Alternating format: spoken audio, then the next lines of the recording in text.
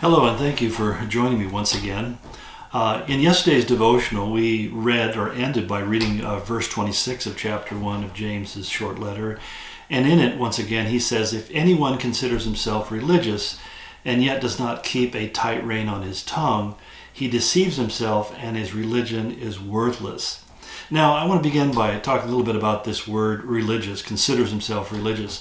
The idea of being religious is really getting a real bad rap in our day and age, and it's really unfortunately because we make a very subtle semantic difference that somehow we think redefines the term and makes us not want to use it. I mean, if somebody says to you, you're a religious person, many Christians would actually kind of feel offended because they want to be seen more as a spiritual person. And yet, in the culture we're in today, people are akin to calling other people spiritual people. And what it means is they have some kind of spiritual dimension or experience.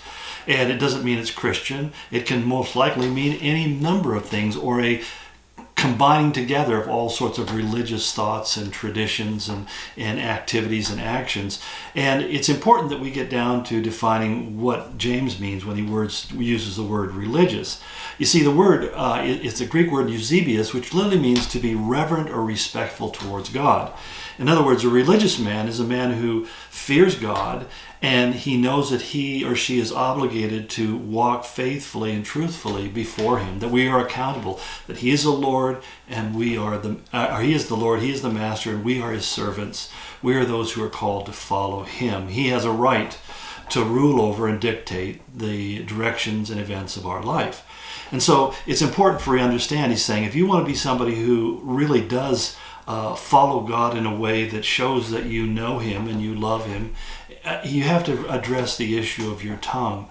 And the tongue is a pretty difficult thing to deal with. First of all, we all understand how important words are, don't we? It's interesting that the very central vehicle of speech is something that God has given to mankind. He hasn't given it to any of the other animals. I mean, we try to kind of give language to certain animals by grunts and sounds and whirs and whistles and so forth, but we're not talking about the language of conceptualization. We're not talking about the creative or powerful language that God displayed in the creation, which makes it so important because the first act of God's creation was to speak. It said, God said, let there be light. So God has placed words and language at the very center of the human existence and his relationship to mankind. Even in a genetic sense, we understand that the DNA that codes your body is a language. Anytime you have a code, it means certain things are assembled in a particular order with a due result. It's interesting, there's a $10 million reward right now being offered to anybody in the scientific community who can create a duplicate of a DNA-coded system without using a pre-existing coding system. In other words, it's almost like you saying, well, I could create the earth if I just had dirt. And God says, well, you have to begin by getting your own dirt. It's that idea that we know that the very essence of who we are as beings and what defines who we are physically, mentally, and in every other way is based upon a coded language. God speaking something into existence and laying it out in order. And so when God said, let there be light, he injected into the universe the beginning of the life cycle, which always begins with light. He gave it to man exclusively. We do not see language in the animal kingdom. And it's because mostly it's a capacity that we have to have fellowship with him. When God says that he loves me, I can understand that concept because he has put love in me, and I can verbalize what that love looks like and feels like. And the same way in his word, he tells me that he loves me. That's God verbalizing his nature to me in a way that I can comprehend and understand. But there's also the dark side of language, isn't there? The serpent used language. I mean, we got a snake that was speaking. We know the snake didn't have the gift of speech. We know that the snake was really Satan taking on the form of a serpent. But he used language to deceive Adam and Eve. He basically said God couldn't be trusted, that God was a liar, and that God was holding back from them the things that would make them happy. It's the same technique that he's used since the very beginning. I mean, we have places like Las Vegas and casinos and things like that which advertise, come here and you'll have the time of your life. Well, the reality is you may be entertained, you may experience pleasure, you may even be distracted from things that bother you for a season. But when you're done, you go right back to where you were, except a few degrees less. And that's the deception of the serpent, is he tells you that stolen waters are sweet, and so you drink them and then they make your stomach sour. That's the lie that he brings continually. We talked about that in dealing with the issue of temptation. But also, the tongue, as a result of that moment, led man and Adam and Eve into sin, and the tongue from that point on has been a vehicle really of both truth and of deception.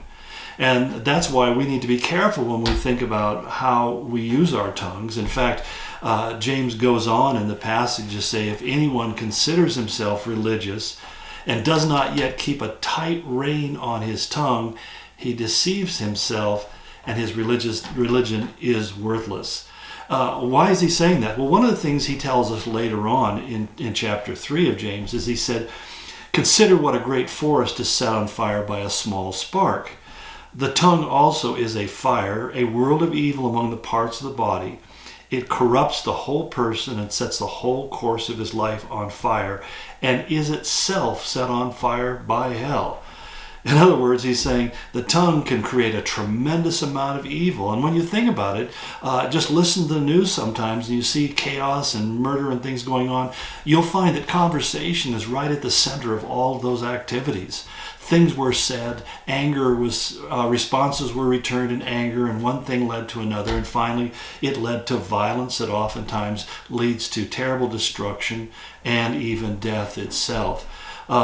So it's a very important thing he's simply saying is that we have to learn how to get a tight rein on this tongue of ours, or else it's going to lead us down a pathway that we'll regret we went down to.